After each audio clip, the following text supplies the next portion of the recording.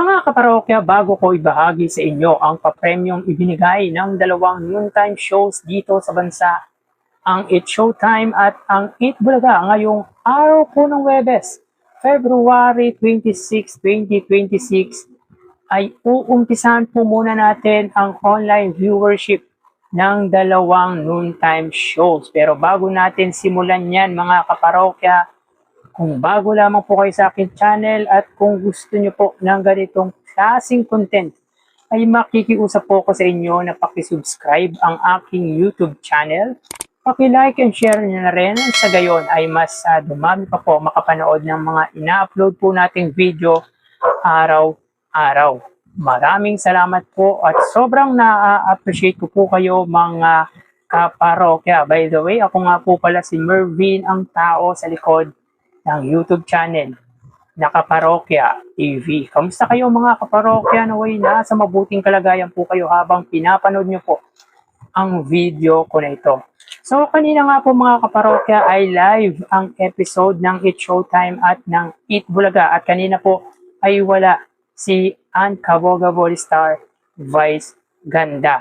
Kaya tara, ating alamin ang online viewership ng dalawang bigating noontime shows.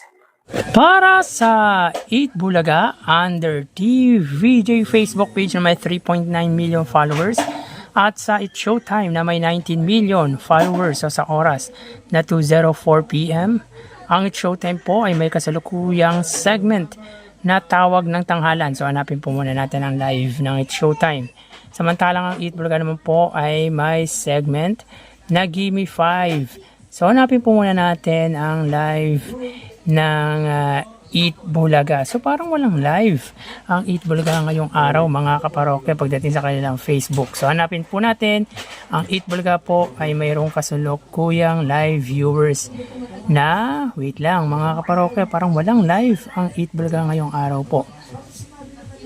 So, hanggang ngayon, hinahanap pa po natin yan ang live ng It Bulaga.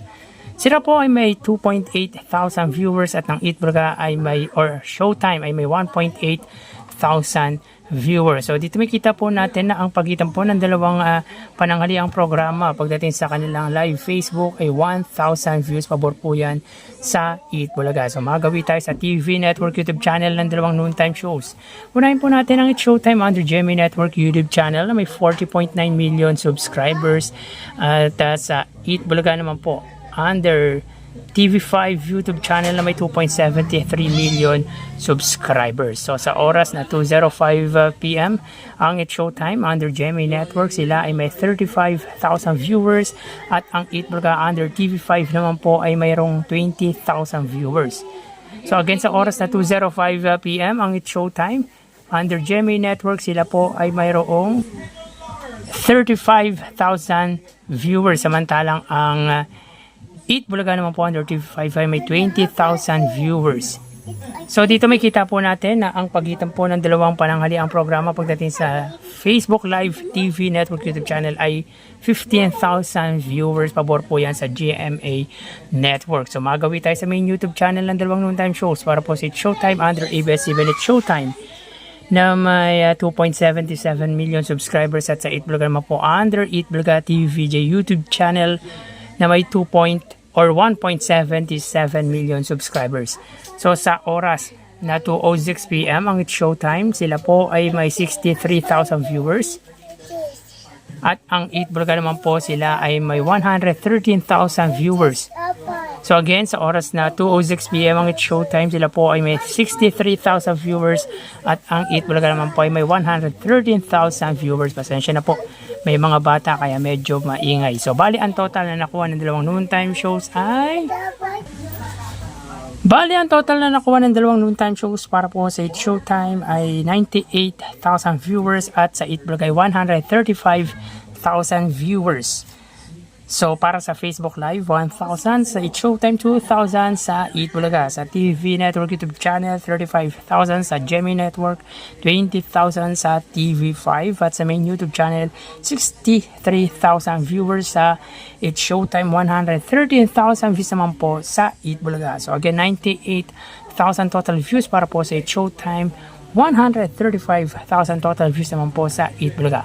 So dito ay lamang ng 37,000 views ang Eat Bulaga against sa Eat Showtime, meaning ay wagi at tambak po ang inabot ng Eat Showtime sa Eat Bulaga when it comes sa online viewership ngayong araw po ng Huwebes, February 26, 2026. So yan po lumalabas sa kanilang online viewership as of 2:08 PM. So tara ating alamin ang prizes given at ang ads na lumabas sa Eat Bulaga. So yun nga po mga kaparokya ang naging resulta ng online viewership ngayong araw po ng Huwebes, na kung saan ang Eat Showtime po ay nakakuha lamang ng total na 98,000 views at ang Eat Bulaga naman po ay 135,000 views. So dito ay lamang at masasabi nating tambak ang inabot ng Eat Showtime sa Eat Bulaga ng 37,000 viewers. Makikita or mapapansin po natin mga kaparokya na malayo po ang pagitan pagdating sa main YouTube channel ng dalawang noontime shows sa segment na Tawag ng Tanghalan at Gimme 5. Ito po yung masasabi po nating resident segment ng dalawang noontime shows. If I'm not mistaken, ang Tawag ng Tanghalan mga kaparokya ay mahigit 10 taon na pong nag-e-exist sa Eat Showtime. Samantalang ang Eat Bulaga buhat ng mapunta po sila sa TV5 ay ito na nga po ang naging segment nila kapalit ng Sugod Bahay sa GMA Network Eat Bulaga. So, mapunta tayo sa papremyong ibinigay ng dalawang noontime shows.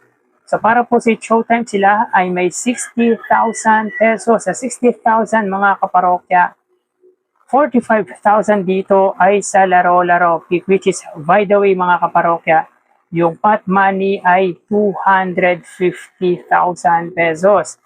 Na kung saan sa elimination round ay 20,000 pesos at mas pinili nga po ng contestant ang lipat na may offer na 25,000 pesos. Dahilan kung bakit nakapamahagi lamang po sila ng 45,000 pesos sa nasabing segment. At ang pot money question ay ano ang ibig sabihin ng P sa GPS. So sa mga sasagot nito mga kaparokya ay isa-shout out po natin sa next video po natin. Dahil hindi po natin alam kung ano po ang tamang kasagutan sa katanungang ito. So again, ano ang ibig sabihin ng P sa GPS?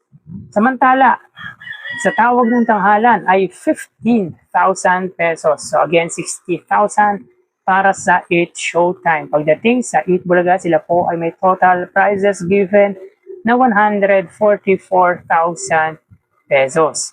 Sa 144 mga kaparokya or 144,000 pesos, 39,000 dito ay sa The Age is Right.